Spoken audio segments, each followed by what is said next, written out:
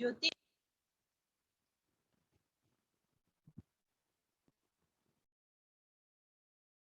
हाँ बेटा, कल जो पढ़ा था वो समझ में आ गया था। कल जो हमने पढ़ा भूगोल एक समाकलन विषय के रूप में, उसी चीज को आज भी आगे पढ़ेंगे। कल जो पढ़ा वो समझ में आ गया क्या? 2-3 बिंदु बताए थे कि भूगोल एक संश्लेषणात्मक विज्ञान है, और संश्लेषणात्मक विज्ञान क्या बता रहा है हमें बता रहे हैं भौतिक पर्यावरण और मानवीय पर्यावरण के अंतर संबंध में। किसको बता रहा है? भौतिक पर्यावरण और मानवीय पर्यावरण के अंतर संबंध को बता रहा है। कौन बता रहा है? भूगोल बता रहा है। ठीक है। इसके बाद हमने पढ़ा कि भूगोल जो है वो सभी सामाजिक विज्ञान और प्राकृतिक विज्ञानों का, सभी सामाजिक विज्ञान और प्राकृतिक विज्ञानों का अंतरापृष्ठ है। बताओ, ये भी समझ में आ गया ना? भूगोल सभी प्राकृतिक विज्ञान और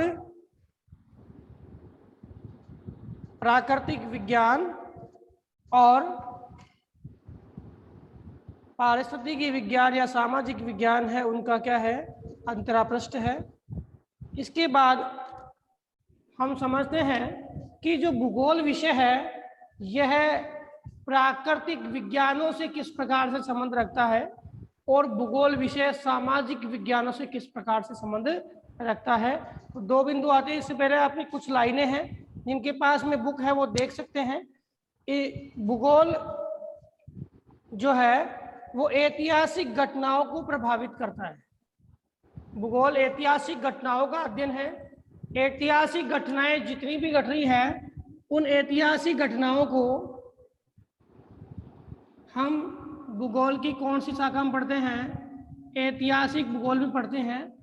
और हमें पता है कि पृथ्वी स्थिर नहीं है, मानव स्थिर नहीं है, दोनों ही अस्थिर है। मानव का स्वभाव कैसा है? सृजनात्मक है। और पृथ्वी का स्वभाव कैसा है? गतिशील है। तो गतिशील पृथ्वी और सृजनात्मक मानव के बीच में जब अंतर संबंध होता है तो कई प्रकार के परिवर्तन देखने को मिलते हैं। इन परिवर्तनों को आरंभ काल से लेकर वर्तमान तक के समस्त जो परिवर्तन है उसको हम ऐतिहासिक भूगोल के माध्यम से पढ़ते हैं। कहा गया कि भूगोल जो है वो ऐतिहासिक संबंधों या ऐतिहासिक घटनाओं को हमारे सामने प्रस्तुत करता है। ऐतिहासिक घटनाएं हैं वो भूगोल द्वारा क्या होती है? प्रभावित होती है। जैसे कोई क्षेत्र है और उस क्षेत्र में मान लो भूकंप आया है या ज्वालामुखी आई है, तो इस भूकंप और ज्वालामुखी से वहां पे क्या क्या परिवर्तन देखने को मिले हैं, हम इस परिवर्तन को कई वर्षों तक ध्यान में रखेंगे कि ये बदलाव कैसे आए हैं, ये बदलाव क्यों आए हैं। इसके अलावा हम देखें कि भूगोल जो है वो किसी भी क्षेत्र, या आपकी बुक में एक एक लाइन में जो है मैं समझा रहा हूं आपको कि भूगोल एक समाकलन विषय के रूप में कैसे है। क्योंकि हमने 2 चीज तो समझिए बेटा, आपको लग रहा होगा थोड़ा सा बोरिंग लग रहा होगा कि क्या सर बोल रहे हैं। हमने 2 चीज समझी है, एक तो मानवीय पर्यावरण, एक भौतिक पर्यावरण, 2 चीज समझी है। और दोनों ही चीजों के संदर्भ में हमने एक विषय को पढ़ा है। ठीक है। अब ये विषय है वो अन्य विषयों से कैसे रिलेटेड है, कैसे जुड़ा हुआ है, ये चीज पढ़ रहे हैं। समाकलन का मतलब है कि भूगोल ने दूसरे विषयों को कैसे जोड़ा हुआ है। समझ में आ रही बात? कि भूगोल ने दूसरे विषयों को कैसे जोड़ा हुआ है, दूसरे विषयों का भूगोल के साथ क्या संबंध है। जैसे हमारी बुक में 2 बिंदु है। एक बिंदु तो है प्राकृतिक विज्ञानों के साथ संबंध, एक बिंदु है सामाजिक विज्ञानों के साथ संबंध। तो भौतिक पर्यावरण है, कल भी हमने इस बात की चर्चा की थी कि भौतिक पर्यावरण है हमारा, जिसे हम भूगोल की शाखा भौतिक भूगोल के अंतर्गत पढ़ते हैं। भौतिक पर्यावरण के समस्त परिदृश्यों का अध्ययन हम कौन से भूगोल में पढ़ते हैं? भौतिक भूगोल में पढ़ते हैं। और ये भौतिक भूगोल है वो प्राकृतिक विज्ञानों का क्या है? अंतरापृष्ठ है और इसके अंतर्गत हमने कल पढ़ा कौन कौन से विज्ञानों को समाहित करेंगे। तो देखो बेटा, मौसम विज्ञान कल भी पढ़ा था यह चीज, प्राकृतिक विज्ञानों के साथ संबंध कौन कौन से हैं। तो बेटा मौसम विज्ञान, जलवायु विज्ञान, मृदा विज्ञान, वनस्पति विज्ञान, मौसम विज्ञान, जलवायु विज्ञान, वनस्पति विज्ञान, सामुद्रिक विज्ञान। ठीक है, ये जितनी भी जो हमारे पास में संस्थाएं हैं, यानी जितने भी हमारे पास में विषय है जो किसके हैं, आपके प्राकृतिक विज्ञान के विषय है। कल हमने पढ़ा था इस चीज के बारे में। किसके है बेटा? प्राकृतिक विज्ञान के विषय है। किसके विषय है? प्राकृतिक विज्ञान के विषय है, जिसमें आप मौसम विज्ञान से, आपको पता है मौसम विज्ञान क्या है। मौसम का मतलब होता है किसी भी क्षेत्र विशेष में क्षणिक वायुमंडलीय घटनाएं जो घटती है, क्षणिक थोड़े समय के लिए जो वायुमंडलीय घटनाएं घटती है, उसको हम क्या बोलते हैं? मौसम विज्ञान, मौसम बोलते हैं, सॉरी क्या बोलते हैं? मौसम बोलते हैं। जैसे अभी बादल बन गए, थोड़ी देर में बारिश आ गई, उसके बाद में देखिए धूप खिल रही है, ठीक है, और हवाएं चल रही है, अचानक तापमान गिर गया, अचानक तापमान बढ़ गया। तो एक दिन में जो ये घटनाएं घटती है, ये परिवर्तन होता है, इसे हम क्या बोलते हैं? मौसम विज्ञान कहते हैं। जलवायु विज्ञान क्या कहते हैं? किसे कहेंगे? कि किसी क्षेत्र विशेष में लंबे समय तक जो जलवायु घटनाएं होती है या मौसमी घटनाएं होती है, जैसे मान लो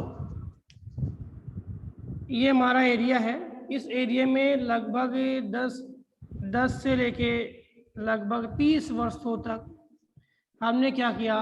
मौसमी घटनाओं का अध्ययन किया। किसका अध्ययन किया? मौसमी घटनाएं।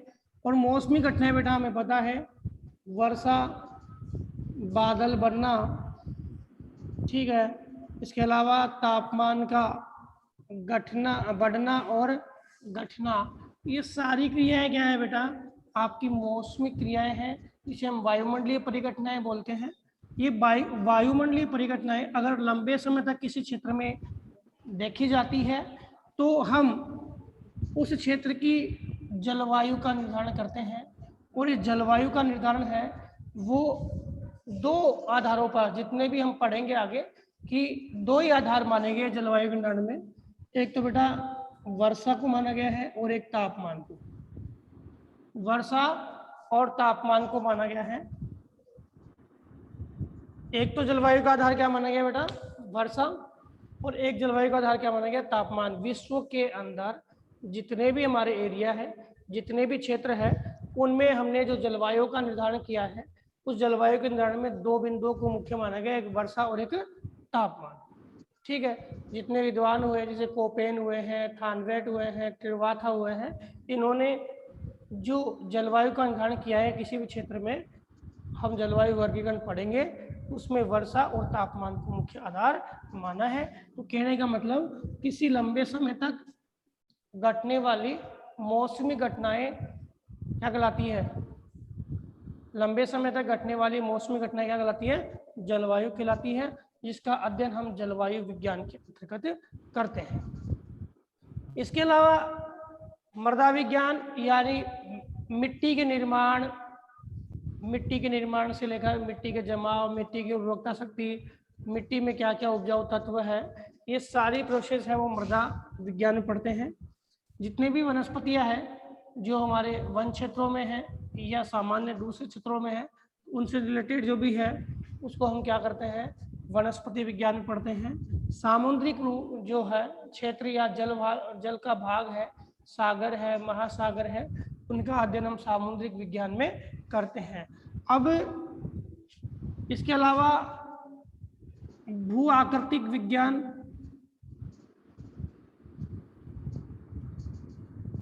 ये भी आपके क्या है भाई, प्राकृतिक विज्ञान है। भू-आकृति का मतलब है भू आकृतियां जो हमारे यहाँ है, पर्वत, पठार, मैदान, नदियाँ, जो भी XYZ है, इनका निर्माण कैसे हुआ, कौन कौन सी प्रोसेस से इनका निर्माण हुआ, इस प्रोसेस को हम किस में पढ़ते हैं, भू आकृतिक विज्ञान में। किस में पढ़ते हैं बेटा, भू आकृतिक विज्ञान में। तो ये सारे प्राकृतिक विज्ञान है और ये सारे प्राकृतिक विज्ञान रिलेटेड है किससे, ये सारे प्राकृतिक विज्ञान रिलेटेड है भूगोल से, क्योंकि सभी मौसमी घटनाएं हैं, जलवायु जो क्षेत्र है उनका अध्ययन हम किस में करते हैं, भूगोल विषय में करते हैं। और भूगोल विषय की कौन सी शाखा हम करेंगे बेटा, जलवायु भूगोल में। किस में करेंगे, जलवायु भूगोल में। ये मृदा वाले निर्माण की किस में करेंगे, मृदा भूगोल में। वनस्पतिक भूगोल में, जिसे पारिस्थितिकी भूगोल बोल सकते हैं, जिसमें वनस्पति और जीव जंतुओं का अध्ययन किया जाता है। सामुद्रिक भूगोल है, ओशनोलॉजी बोलते हैं। और भू-आकृतिक विज्ञान, इसको हम क्या बोलेंगे, भू-आकृतिक विज्ञान ही कहेंगे। लेकिन इसके अंतर्गत हमारी पृथ्वी पर समस्त परिघटनाओं का अध्ययन किया जाता है। समस्त परिघटनाओं का अध्ययन किया जाता है जो पृथ्वी पर जो हमारी आकृतियां है, ये पर्वत है, पठार है, मैदान है, नदियां है, XYZ जो भी आकृतियां बनती हैं, उन आकृतियों का निर्माण, उन आकृतियों की विखंडन, अपक्षय जिसे बोलते हैं, फिर पुनः निर्माण, ये सारी क्रियाएं हम किस में पढ़ते हैं, भू आकृतिक विज्ञान में पढ़ते हैं। तो समझ में आया क्या। इसके अलावा इसको वनस्पति विज्ञान को, एक वानस्पतिक भूगोल हो गया, मान लो ये क्या है, वानस्पतिक भूगोल। एक आपके जीव विज्ञान, जितने भी जीव जंतु हैं उन जीव जंतुओं से जुड़े हुए जो उनकी उत्पत्ति से लेके और उनके उद्योग विकास तक का सारा जो प्रोसेस है हम किस में पढ़ते हैं, जैव विज्ञान में या जीव विज्ञान में। और इसकी शाखा जो भूगोल की है वो कौन सी है, जैव भूगोल। ये सारा जो है हम किस में पढ़ते हैं, जैव भूगोल में। बस विज्ञान में अंतर इतना है कि इसमें जो निर्माण क्रियाएं हैं इसको हम साइंटिफिक मेथड के आधार पर पढ़ते हैं, और भूगोल में अंतर इतना है कि इन सभी क्रियाओं को हम पृथ्वी के धरातल पर जो पाई जाने वाली स्थिति है उसके आधार पर पढ़ते हैं। पृथ्वी के धरातल पर इनकी क्या स्थिति है, मौसम की घटनाएं हैं वो किस प्रोसेस के कारण उत्पन्न हुई है, जलवायु किस आधार पे बनी है। जैसे जलवायु की बात करें, जैसे ताप कटिबंध बने बेटा, ताप कटिबंध तो पता है ना कितने होते हैं। देखिए पहले पढ़ा हुआ है 0 डिग्री भूमध्य रेखा। कौन सी रेखा है बेटा, 0 डिग्री भूमध्य रेखा। ये तो पता होना चाहिए बेटा, सबको पता है ना बेटा। 0 डिग्री अक्षांश रेखा को हम क्या नाम देते हैं, 0 डिग्री अक्षांश रेखा क्या नाम देते हैं बेटा, भूमध्य रेखा भी यही है, विषुवत रेखा भी यही है। 0 डिग्री अक्षांश रेखा इसको हम भूमध्य रेखा भी कहते हैं, और 0 डिग्री अक्षांश रेखा को हम विषुवत रेखा भी कहते हैं। समझना ध्यान से, भूमध्य रेखा इसलिए कहते हैं कि यह पृथ्वी के भाग को 2 बराबर गोलार्धों में विभाजित करती है, इसलिए क्या हो गई है, भूमध्य रेखा। क्या है, भूमध्य रेखा। 0 डिग्री अक्षांश, क्योंकि अक्षांश का ये जो है 0 डिग्री वाला बिंदु है, इस कारण से इसे क्या बोलेंगे, 0 डिग्री अक्षांश रेखा। हम अक्षांश भी बताएंगे, देशांतर भी बताएंगे कैसे बनते हैं, क्या है। एक बार ये लेसन कंप्लीट होगा उसके बाद में एक एक करके हम बात करेंगे। विषुवत रेखा, विषुवत रेखा का मतलब होता है, एक शब्द आ गया बेटा यहाँ पे, विषु। विषु का मतलब होता है कि ऐसा क्षेत्र जहां पर सूर्य की किरणें सीधी गिरे और दिन और रात की अवधि क्या हो, बराबर हो। यानी हम मानते हैं 24 घंटे का दिन है, तो 24 घंटे के दिन में 12 घंटे की दो क्या है दिन और 12 घंटे की है रात। यहाँ दिन लिखा है मैंने क्योंकि वन डे को कंप्लीट वन डे को हम 24 घंटे में क्या करते हैं, अंकित करते हैं, 24 घंटे में गणना करते हैं। और इसमें देखें तो 24 घंटे में हम देखें तो 12 घंटे का दिन और 12 घंटे की रात, यानी बराबर दिन बराबर रात हो तो वो क्या कहलाएगी, वो स्थिति कहलाएगी बेटा विषुव। क्या कहलाएगी, विषुव। और 0 डिग्री अक्षांश रेखा है, यहाँ पे पूरे वर्ष भर समान ताप रहता है और दिन और रात की अवधि भी क्या होती है, बराबर होती है। इसी अक्षांश रेखाएं जितनी भी है इनको हम वर्त बोलते हैं, वर्त। जिसे विषुवत वर्त बोल दिया मैंने तो गलत नहीं है। वर्त क्यों, क्योंकि अक्षांश रेखाएं जितनी भी है वो दीर्घवर्त है, दीर्घवर्तीय रेखाएं, पूरी रेखाएं। इस कारण से इसको क्या बोलते हैं, विषुवत वर्त या विषुवर्त। ठीक है। इसके बाद आपके 23.5 डिग्री कर्क रेखा, 23.5 डिग्री मकर रेखा, 23.5 डिग्री मकर रेखा, 66.5 डिग्री दक्षिणी ध्रुव वर्त। क्या हुआ बेटा? सर अंजलि गुजर कौन है सर? हाँ, अंजलि गुजर कौन है सर? डिस्टर्ब हो रहा है बार बार। अंजलि गुजर बेटा कोई प्रॉब्लम है क्या? No sir. क्या डिस्टर्ब हो रहा है बेटा? कभी माइक को म्यूट कर चाहिए, कभी साइलेंट है सर बार बार में। हाँ बेटा, ऐसे माइक म्यूट और साइलेंट वगैरह मत करो, ठीक है?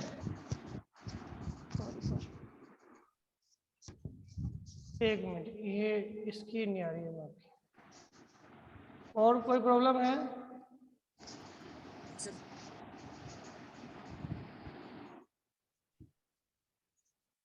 अभी ये स्क्रीन सही नहीं हुई ना।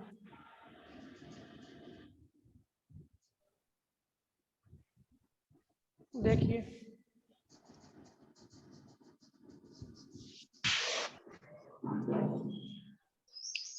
और कोई प्रश्न करना है या मेरा ये बोर्ड वाला वीडियो दिख रहा है या और किसी का दिख रहा है किसी को? ये बोर्ड वाला दिख रहा है या और किसी का दिख रहा है बेटा? अंजलि, बोर्ड वाला दिख रहा है।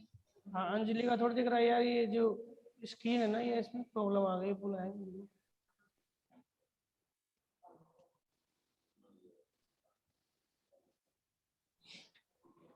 इसमें 23.5 डिग्री मकर रेखा दक्षिण और 66.5 डिग्री क्या है, ध्रुवीय वर्त दक्षिण और 90 डिग्री साउथ पोल।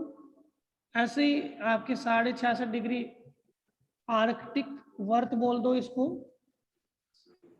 या आर्टिक उपध्रुवीय, इसको क्या बोलते हैं, अंटार्कटिक वर्त, और 90 डिग्री नॉर्थ पोल। अब मैं आपको समझाने जा रहा था कि जलवायु कैसे बढ़ती है। तो सूर्य की किरणें सीधी गिरती है, तो जहां सूर्य की किरणें सीधी गिरेगी वहां ताप ज्यादा मिलेगा, और ये तापजन्य पेटी है, तापजन्य पेटी है, ठीक है। और ये सूर्य की किरणें सीधी, सूर्य की किरणें जो है जहां पे तिरछी गिरेगी तो यहाँ पे ताप अपेक्षाकृत कम मिलेगा, इसको क्या बोलेंगे, समशीतोष्ण ताप कटिबंध। और जो ऊपर वाला है यहाँ ताप अपेक्षाकृत कम मिलेगा तो इसको क्या बोलेंगे बेटा, शीत कटिबंध। तो ये तापजन्य पेटी को हम क्या बोल सकते हैं, उष्ण कटिबंध। तो इस प्रकार से तापमान के आधार पे जलवायु का निर्धारण होता है। किसके आधार पे, तापमान के आधार पे जलवायु का निर्धारण होता है। समझ में आ गई बात? तो जलवायु निर्धारण जो है उसके लिए देखें तो भौगोलिक आधार पर हम विश्व के समस्त जलवायु प्रदेशों का अध्ययन किस में करते हैं, जलवायु भूगोल में करते हैं। कौन कौन से प्रदेश, कौन कौन सी जलवायु पाई जाती है, इसका क्या क्या रीजन है, ये सारा अध्ययन है हम किस में करते हैं, जलवायु भूगोल में करते हैं। ऐसे ही मृदा विज्ञान में मृदा के जो तत्व है उनके प्रोसेस को पढ़ेंगे, और मृदा भूगोल में किस क्षेत्र में कैसी मृदा है और उसका निर्माण किस कारण से हुआ है, कौन सी चट्टानें थी इस कारण से वहां पे ऐसी मृदा बनी है, उस मृदा की उपयोगिता कैसे है, वो हम किस में पढ़ेंगे, मृदा भूगोल में पढ़ेंगे। वनस्पति भूगोल में जैसे हम वनस्पति विज्ञान की बात करें तो वनस्पति विज्ञान में जो सब्जेक्ट में हम पढ़ते हैं जितने भी हमारी जो कोशिकाएं कैसी है, वनस्पति कोशिकाएं कैसी है, उनमें क्या क्या कंटेंट पाया जाता है, वो सारा तो किसमें पढ़ेंगे, वनस्पति विज्ञान पढ़ेंगे। भूगोल में हम क्या पढ़ेंगे कि कौन सी वनस्पति कौन से क्षेत्र में पाई जाती है और उस क्षेत्र के लिए जो वनस्पति है उस वनस्पति के लिए क्या क्या अनुकूलताएं पाई जाती है और ये अनुकूलताएं क्यों है, वो सारा किसमें पढ़ेंगे, वनस्पतिक विज्ञान भूगोल में। सामुद्रिक विज्ञान में समुद्र में पाए जाने वाले जीव जंतुओं के बारे में पढ़ेंगे। ठीक है, यहाँ कौन सा महासागर कहाँ है, कौन सा सागर कहाँ है, उसका क्षेत्रफल कितना है, उसमें कौन कौन से तत्व पाए जाते हैं, क्या उसमें जीव जंतु है, वो सारा किसमें पढ़ेंगे, आपके सामुद्रिक भूगोल में। भूआकृति विज्ञान में भूआकृतियों के बारे में पढ़ेंगे, वही प्रोसेस किसमें है, भूगोल में। जीव विज्ञान में हम जितने भी जीव आपके पाए जाते हैं छोटे से लेके बड़े तक, वो सारे जीवों की उत्पत्ति उद्विकास है, वो हम जीव विज्ञान में पढ़ेंगे। और बाकी इसी प्रोसेस को कौन से जीव कहाँ पाए जाते हैं, किस जीव की अनुकूलता कौन से स्थान पर है, ये सारा किसमें पढ़ते हैं, जैव भूगोल में पढ़ता है। तो एक चीज आपको समझ में आई होगी बेटा, बताना कि जितनी भी प्राकृतिक विज्ञान है ये प्राकृतिक विज्ञान रिलेशन रखती है किससे, भूगोल से। यानी जितनी भी प्राकृतिक विज्ञान है उनका संबंध किससे है, भूगोल से। इन सभी प्राकृतिक विज्ञानों को हम भूगोल की विभिन्न शाखाओं के माध्यम से पढ़ते हैं। तो यही मैं कहना चाह रहा हूँ कि प्राकृतिक विज्ञान जो है उसका अंतर संबंध या प्राकृतिक विज्ञान का रिलेशनशिप है वो किससे माना जाता है, भूगोल से माना जाता है। तो आपका प्रश्न बनता है, प्रश्न आप लिख लीजिए, नोट डाउन कर लीजिए कि प्राकृतिक विज्ञानों का अंतर संबंध भूगोल से किस प्रकार से है, भूगोल से किस प्रकार से है, स्पष्ट कीजिए। तो आपको एक साइड प्राकृतिक विज्ञान बताने हैं और उसी प्राकृतिक विज्ञान से जुड़े हुए भूगोल की शाखाओं का उल्लेख करना है। समझ में आ रही बात? यानी प्राकृतिक विज्ञान है और भूगोल है, इनमें घनिष्ठ संबंध है और ये घनिष्ठ संबंध है वो हमें हमारे वैज्ञानिक क्षेत्रों से जोड़ते हैं, वैज्ञानिक क्षेत्रों से जोड़ते हैं, क्योंकि हम ये जानते हैं कि भूगोल जो है वो क्षेत्रीय अध्ययन करता है और विज्ञान है वो किसी भी क्षेत्र के वैज्ञानिक अध्ययन को क्या करता है, वरीयता देता है। वैज्ञानिक अध्ययन को क्या देता है, वरीयता देता है। भूगोल में हम किसी भी क्षेत्र के स्थानिक अध्ययन या क्षेत्रीय अध्ययन को क्या करते हैं, वरीयता देते हैं। ठीक है, बताओ समझ में आ गया क्या? अब जितने भी वनस्पतिक क्षेत्र है इनका, सामुद्रिक क्षेत्र है इनका, आपके मृदा क्षेत्र है इनका, जलवायु रीजन है इनका, हम इनका भूगोल में अध्ययन कैसे करते हैं? उसमें तो हम साइंटिफिक मेथड के अलावा निर्माण प्रक्रिया वगैरह पढ़ते हैं, लेकिन भूगोल में हम मानचित्र वगैरह बना करके उन क्षेत्रों का अध्ययन करते हैं। भाई कौन सा क्षेत्र कहाँ है, किस क्षेत्र में कौन सी वनस्पति है, कैसी मृदा है, कैसी भू आकृतियां है, ये सारा मानचित्र के माध्यम से अध्ययन करते हैं। ठीक है ना? अब इसके बाद में आपके जो दूसरा आता है कि भूगोल और सामाजिक विज्ञानों, भूगोल और सामाजिक विज्ञानों में क्या अंतर संबंध है, भूगोल और सामाजिक विज्ञानों में क्या अंतर संबंध है, बताइए बेटा। ये समझ में आ गया क्या? समझ में आ गया क्या बेटा? Yes sir. Yes sir. आगे अगर आपको कोई पूछे कि बेटा बताइए कि प्राकृतिक विज्ञान है वो किस प्रकार से भूगोल से जुड़े हुए हैं, प्राकृतिक विज्ञान है वो किस प्रकार से भूगोल से जुड़े हुए हैं। देखो प्राकृतिक विज्ञान जुड़े हुए किससे है, भौतिक भूगोल से है। ये मैंने आपको पहली बात कही है कि कौन से भूगोल से जुड़े बेटा, भौतिक भूगोल से, क्योंकि भौतिक भूगोल जो हमारा है वह प्राकृतिक क्षेत्रों का उल्लेख करता है और मानवीय भूगोल क्या है, हमारा मानवीय क्षेत्रों का उल्लेख करता है। मानवीय भूगोल किसका करेगा, मानवीय क्षेत्रों का, और भौतिक भूगोल किसका करेगा, प्राकृतिक क्षेत्रों का उल्लेख करेगा। तो आप बता सकते हो भाई कोई प्रॉब्लम है क्या? अगर आपको एक्सप्लेन करने के लिए दिया जाए तो हो सकता है क्लियर कर दे कोई प्रॉब्लम आएगी बेटा? कोई समस्या आएगी इस प्रश्न को अगर एक्सप्लेन करने के लिए बोले कि भूगोल, प्राकृतिक विज्ञान और आपके भूगोल यानी भौतिक भूगोल के अंदर क्या संबंध है, कर दोगे? तो आपको ये प्रश्न भी करना है सोल्व। नोटबुक में इस प्रश्न को आपको राइट डाउन करना है, ठीक है, सोल्व करना है। ओके बेटा, भाई आगे चलें। यस यस या सर। नो में जवाब दे दिया करो बेटा। Yes sir. ठीक है, देखिए हम बात करते हैं अगला, भूगोल एवं सामाजिक विज्ञानों। भूगोल एवं सामाजिक विज्ञानों से क्या संबंध है, भूगोल और सामाजिक विज्ञानों में क्या संबंध है।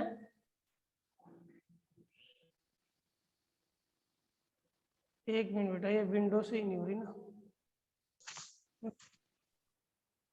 देखिए आप ये चीज, ये जो बिंदु है हमने पहले भी पिछले वीडियो में भी सामान्यतः दूसरे टॉपिक पढ़ाए थे, उसमें कवर किया था कि भूगोल और सामाजिक विज्ञान। अब आप जानते हो भी, आपने सामाजिक विज्ञान में कौन कौन से विषयों को पढ़ा है। सामाजिक विज्ञान जो आपने पढ़ा है उसमें आपने कौन कौन से विषयों को पढ़ा है। तो सबसे पहले आपने अर्थशास्त्र को पढ़ा है, आपने राजनीतिक विज्ञान को पढ़ा है, मैं 10th क्लास में पढ़ के आए हो बेटा आप। अर्थशास्त्र को आपने पढ़ा है, राजनीतिक विज्ञान को आपने पढ़ा है, इसके अलावा आपने इतिहास विषय को पढ़ा है, भूगोल विषय को। 4 विषय हमारे चलते थे जो हमने पिछले कोर्स में पढ़ा है। अब हम एक एक करके जानते हैं कि अर्थशास्त्र है उसका संबंध कीमतों की व्याख्या करने से है, लेकिन हम बोल रहे हैं कि हमारा जो विषय है भूगोल, ये जुड़ा हुआ है अर्थशास्त्र से। कैसे? क्योंकि आपको पता है कि भूगोल की एक शाखा है जिसका नाम है आर्थिक भूगोल। आर्थिक भूगोल जो हमारी है, इस शाखा में हम जिस विश्व के जो भी XYZ प्रदेश है, उन प्रदेशों में जितने भी संसाधन हैं, उन संसाधनों की प्राप्ति करते हैं, संसाधनों की प्राप्ति करते हैं, और संसाधनों की प्राप्ति करके हम आजीविका स्रोतों का गठन करते हैं। आजीविका स्रोतों का गठन करते हैं। कोई भी एग्जांपल ले सकते हैं, जैसे हमारा भाग है और यहाँ पे लोहे का खनन हो रहा है। किसका? लोहे का खनन हो रहा है। अब लोहे का खनन हो रहा है तो लोहे के खनन के माध्यम से हमने लोहे के प्राप्ति की है। लोहे की प्राप्ति करके हमने लोहे की वस्तुएं बनाई हैं, उद्योग खोले हैं और बाजार में उस लोहे का निर्यात किया है, और हमने क्या किया है, अपनी आजीविका को प्राप्त किया है। हमने किसको प्राप्त किया? अपनी आजीविका को प्राप्त किया है। ये सारा का सारा प्रोसेस हम किस में पढ़ेंगे? आर्थिक भूगोल में पढ़ेंगे। अब आर्थिक भूगोल की भी कई शाखाएं हैं, जैसे पहले ही बात करें तो संसाधन भूगोल। अगर हम कृषि कार्यों से आजीविका प्राप्त कर रहे हैं तो कृषि भूगोल। उद्योगों से आजीविका प्राप्त कर रहे हैं तो औद्योगिक भूगोल। ठीक है, उद्योगों से आजीविका, पर्यटन क्षेत्र से आजीविका प्राप्त करते हो, पर्यटन भूगोल। परिवहन भूगोल। तो इस प्रकार से हमारी जो भौगोलिक शाखाएं हैं, इन भौगोलिक शाखाओं का अध्ययन जो है वो इकोनॉमिक स्थिति को जानने के लिए करते हैं। किसके लिए करते हैं? इकोनॉमिक स्थिति को जानने के लिए करते हैं। और ये इकोनॉमिक स्थिति है, इस इकोनॉमिक स्थिति की प्राप्ति के लिए हम आर्थिक भूगोल विषय को पढ़ते हैं, या इकोनॉमिक कंडीशन को जानने के लिए हम आर्थिक भूगोल विषय को पढ़ते हैं। और वैसे देखें तो पूरे देश में जो भी आर्थिक गतिविधियां है उसको जानने के लिए हम किसको पढ़ते हैं? अर्थशास्त्र को पढ़ते हैं। तो इसका मतलब भी क्या है? धन कैसे आएगा, किन किन क्षेत्रों से प्राप्त होता है, उन क्षेत्रों का अध्ययन हम किसमें करेंगे? आर्थिक भूगोल में। और ये जो धन प्राप्त हो गया कौन कौन से क्षेत्रों से हुआ, किस किस प्रकार से हमने विकसित किया, किस किस प्रकार से हमने अपना विकास किया, क्षेत्रों को विकसित किया, किससे? धन के माध्यम से, अर्थव्यवस्था के माध्यम से, उसका अध्ययन किसमें करेंगे? अर्थशास्त्र में करेंगे। ऐसे ही राजनीतिक विज्ञान हमारी भूगोल की शाखा है, राजनीतिक भूगोल। इसमें सभी प्रशासनिक क्रियाओं को पढ़ा जाता है, ठीक है। और राजनीतिक विज्ञान में, इस राजनीतिक विज्ञान में आपकी जो प्रशासनिक क्रियाएं हैं, लेकिन राजनीतिक भूगोल में आपकी इन प्रशासनिक क्रियाओं से जुड़े हुए क्षेत्रों का अध्ययन करेंगे। तो बताओ रिलेटेड हुआ कि नहीं हुआ?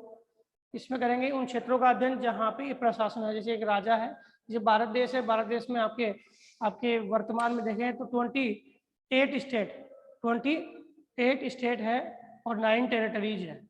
28 स्टेट और 9 टेरिटरीज है, ठीक है। इन 28 स्टेट और 9 टेरिटरीज की लोकेशन के साथ साथ इनके एरिया को, इस एरिया के साथ साथ वहाँ की जनसंख्या को, वहाँ के वोटर्स को, ये वोटर्स को, जनसंख्या को, वहाँ की व्यवस्था को तो किसमें पढ़ेंगे? इसमें। और वहाँ के क्षेत्र, और क्षेत्र में कितने मान लो संभाग आते हैं, एक राज्य में कितने संभाग आते हैं, कितने जिले आते हैं, कितनी तहसीलें आती है, वो किसमें पढ़ेंगे? राजनीतिक भूगोल में। किसमें पढ़ेंगे? राजनीतिक भूगोल में। ऐसे इतिहास में सभी ऐतिहासिक घटनाओं को पढ़ते हैं, लेकिन हमारे ऐतिहासिक भूगोल में जो पृथ्वी का निर्माण हुआ है, पृथ्वी के निर्माण से लेकर वर्तमान तक के जितने भी भौगोलिक परिवर्तन हुए हैं उनको हम किसमें पढ़ते हैं? ऐतिहासिक भूगोल में पढ़ते हैं। भूगोल की बात आपको पता ही है। तो बेटा समझ में आया क्या? समझ में आया क्या बेटा? इसके अलावा यस सर। ठीक है, ऐसे आपके एक इसी में जुड़ा हुआ एक सब्जेक्ट है समाजशास्त्र। समाजशास्त्र में हम क्या करते हैं? समाज के सभी तत्वों को पढ़ते हैं, सभी फैक्टर्स को पढ़ते हैं समाज के। और इस समाजशास्त्र का अध्ययन हम हमारी भूगोल की एक शाखा है जिसका नाम है सामाजिक भूगोल, उसमें करते हैं। पढ़ा था हमने, भूगोल की शाखा क्या नाम है? सामाजिक भूगोल, जिसमें हम क्या करते हैं? समाजशास्त्र की सभी गतिविधियों को, यानी समाज की सभी गतिविधियों को हम उसमें पढ़ते हैं, ठीक है। ऐसे ही आपके जनांकीकी विज्ञान है, जिसमें जनसंख्या प्रारूप का अध्ययन करते हैं। और भूगोल की शाखा है बेटा जनांकीकी भूगोल,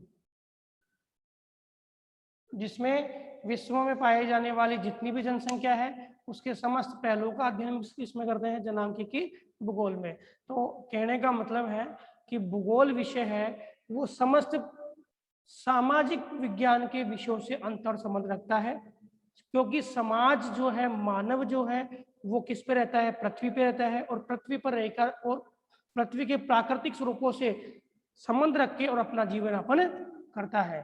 तो ये चीज समझ में आ गई आपको? भाई समझ में आ गई ना कि मानव है वो कहाँ रहता है? भाई मानव जो भी एक्टिविटीज कर रहा है वो एक्टिविटीज कहाँ कर रहा है बेटा? पृथ्वी पे कर रहा है। कहाँ पे कर रहा है? पृथ्वी पे कर रहा है।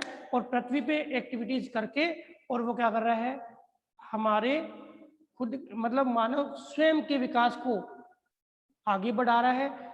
तो ये समस्त एक्टिविटीज है वो कहाँ पे हुई? पृथ्वी धरातल पे हुई। और पृथ्वी धरातल के समस्त प्रतिरूपों को जानना क्या है बेटा? भूगोल है। तो रिलेटेड हुआ कि नहीं हुआ? भूगोल समस्त सामाजिक विज्ञानों से क्या है? जुड़ा हुआ है। क्लियर है बेटा? तो आपका दूसरा प्रश्न क्लियर होता है कि भूगोल जो है सामाजिक विज्ञान की एक शाखा है और ये समस्त सामाजिक विज्ञान के विषयों से अंतर संबंध रखता है, क्योंकि प्रकृति जो है वही मानव का सृजन करती है, वही मानव का विकास करती है, वही मानव का विनाश करती है। चाहे मानव कितना ही संभव क्यों, कितना ही विकसित क्यों न जाए, लेकिन वो अंत में प्रकृति में ही क्या है समाहित हो जाएगा। प्रकृति उत्पत्ति का कारण है, प्रकृति विकास का कारण है और प्रकृति विनाश का कारण है। तो प्रकृति से जुड़े हुए ये समस्त जो प्रतिरूप है ये भूगोल से संबंधित है और इन समस्त प्रतिरूपों को कौन प्राप्त करता है? मानव प्राप्त करता है। वो किससे जुड़ा है? सामाजिक विज्ञान से संबंधित है। क्लियर? तो आपके जो प्रश्न को हम पढ़ रहे थे, भूगोल एक समाकलित भूगोल के विज्ञान के रूप में है, तो बिल्कुल आपका ये क्लियर हो गया होगा कि भूगोल एक समाकलित विज्ञान के रूप में है जिसमें हम विभिन्न विज्ञानों के साथ भूगोल का अंतर संबंध है वो स्पष्ट कर सकते हैं। विभिन्न विज्ञान जैसे हमने प्राकृतिक विज्ञान के साथ किया, सामाजिक विज्ञान के साथ किया। बताओ समझ में आ गया? भूगोल की शाखाएं हमने पढ़ ली, ठीक है। अब अपना जो नेक्स्ट बिंदु आएगा वो नेक्स्ट बिंदु आएगा भौतिक भूगोल। भौतिक भूगोल की परिभाषा, भौतिक भूगोल की प्रकृति, भौतिक भूगोल के विषय क्षेत्र, ठीक है। हालांकि भौतिक भूगोल के विषय क्षेत्र तो बेटा हमने पढ़ लिए, भौतिक भूगोल के विषय क्षेत्र तो हमने पढ़ लिए। कोई प्रॉब्लम है? समझ में आ गई बात बेटा? क्लियर हो गई क्या बात? अगर आपको Yes, प्रश्न sir. पूछे, अगर आपको प्रश्न पूछे, एक पहला प्रश्न था कि प्राकृतिक विज्ञानों के साथ क्या संबंध है भूगोल का, ठीक है। दूसरा प्रश्न है सामाजिक विज्ञानों के साथ क्या संबंध है, क्लियर है? ठीक है बेटा। अब अगला जो है हम नेक्स्ट डे पढ़ेंगे। नेक्स्ट डे हम पढ़ेंगे भूगोल जो है वो किस प्रकार से, कौन कौन शाखाएं हैं वो तो हमें पढ़ी है। भौतिक भूगोल है उसकी परिभाषा क्या है, भौतिक भूगोल है उसकी प्रकृति क्या है और भौतिक भूगोल का विषय क्षेत्र क्या है। कोई प्रश्न पूछना है बेटा? किसी भी स्टूडेंट? निखिल 1 मिनट है बेटा, कोई प्रश्न पूछना है? No sir.